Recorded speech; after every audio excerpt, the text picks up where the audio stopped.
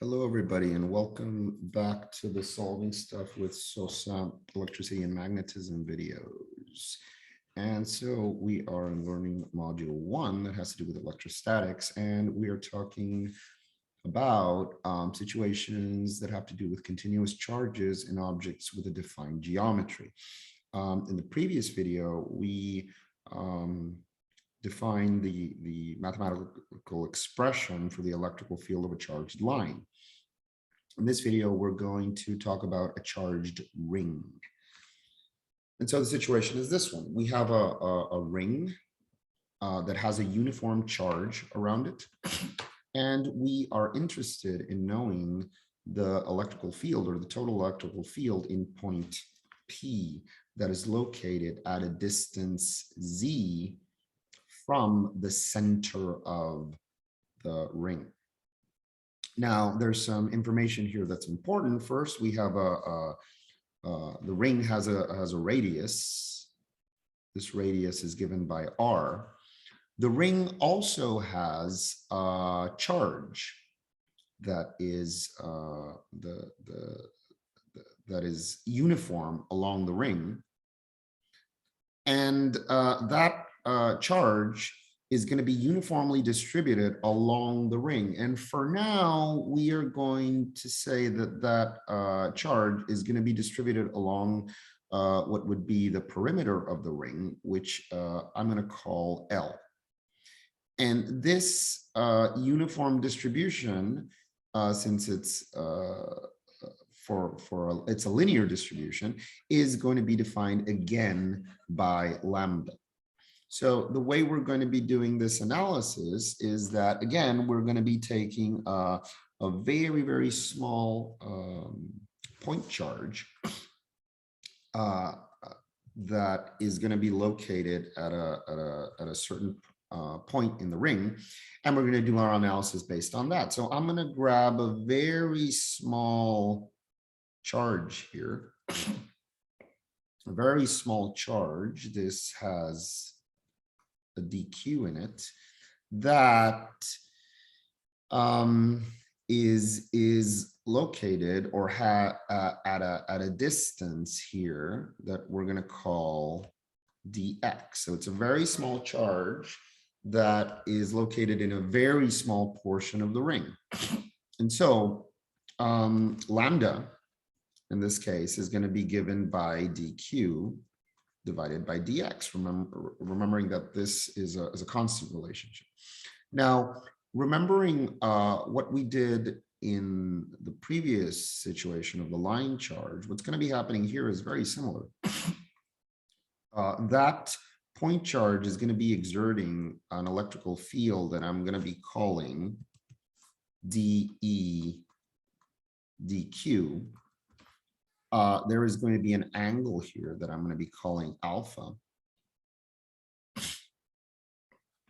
And there is going to be a resultant, there's going to be an electrical field that I'm going to be interested in, that I'm going to be calling it dE, which is going to be the resultant electrical field of the sum of all of the electrical field effects of each of these minuscule point charges. And so just remembering what we talked about in the previous problem, if I were to locate another point along the ring at the same distance r that's opposing the one that I'm analyzing, I'm also going to have an electrical field. I'm going to call this dE dq2. This is also going to be at an angle alpha. And what we had seen in the previous situation is that the x components of these two electrical fields are going to cancel each other out, while the y components are going to add up. So actually, we're only going to be interested in the y components when we're doing our analysis. Or rather, the y components are the only ones that are going to have effect, and these are the ones that are going to add up. And so if I'm looking at dE dq, how would that be defined? Well, it's going to be defined by the electrical constant K the differential of the charge divided by the square of the distance. Now, from this expression here, we find that the differential of the charge is going to be equal to lambda times the differential of x. So we can substitute that here. And this is going to be k lambda dx divided by r squared. Now, the electrical, sorry about that, I still got a cough. I always have a cough. The total electrical field that I'm interested in is going to be the integral of the differential of the electrical field. And that differential of the electrical field is actually going to be dE dq.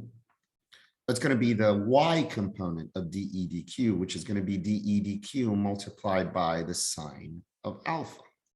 Now, from this situation here, we have a triangle that has z, r, and the hypotenuse, which is going to be r squared plus z squared. And we've got our alpha angle here. This side isn't too straight. Sorry about that. And so from here, we can find that the sine of alpha is actually equal to the opposing side, which is z, divided by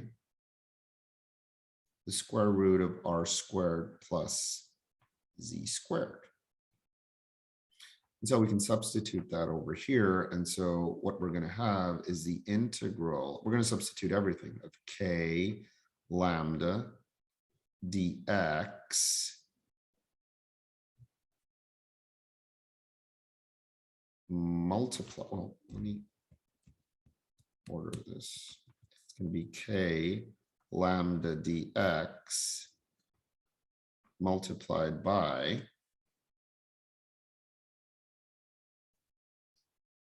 whoops. It's actually going to be k lambda dx. Actually, this sign here, let's do it the following way. Let's do this. So the sine of alpha is going to be equal to z divided by r, which in turn is also equal to z divided by the square root of r squared plus z squared. Now we can take that and substitute it over here, but we're going to use the r's first. So it's k lambda dx divided by r squared multiplied by z divided by r. This is going to give us the integral of k lambda z dx divided by r to the 3. Now we're going to bring that integral over here. And so E is going to be equal to the integral of k lambda z dx. Let's substitute that r to the 3. We're going to have r squared plus z squared elevated to the 3/2. Remember, I made a mistake in the previous video and I wrote 2/3. It's 3/2. And so we can remove or bring out of the integral anything that's constant. So let's look at the things that are constant.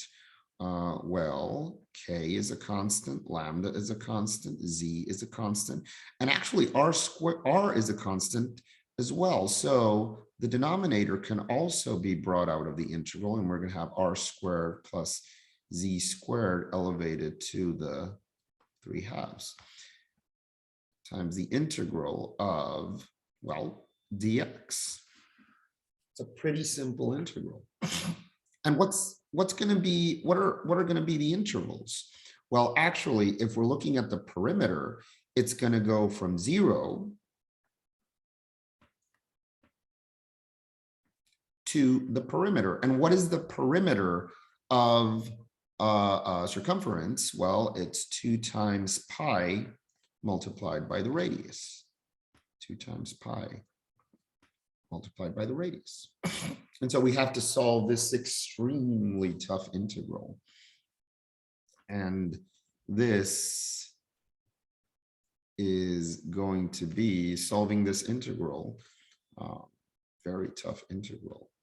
This is going to be equal to the integral of dx is x. So this is going to be k lambda z x divided by the square root of r squared divided by r squared plus z squared to the 3/2. And this is going to go from 0 to 2 pi r. Now, if we substitute the intervals, if I substitute the 0 here, everything's going to be eliminated. So we're actually just left with the 2 pi r. So the electrical field of a charged ring in the end is going to be, I'm going to do the substitution here, and then we're going to order things up. E is going to be k lambda z, and I'm going to substitute the 2pr times x. This is going to be 2 times pi r divided by r squared plus z squared elevated to the 3/2. Minus 0, just substituting this 0 here, just to be complete.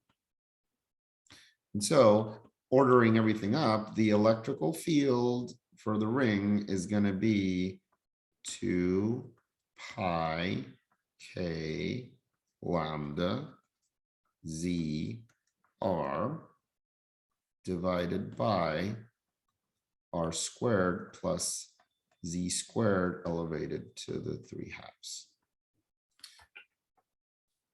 And that's that. This one was actually much more simple than the previous one. In one of our next videos, we're going to use that expression to do a couple of problems where we have some values for a couple of specific situations.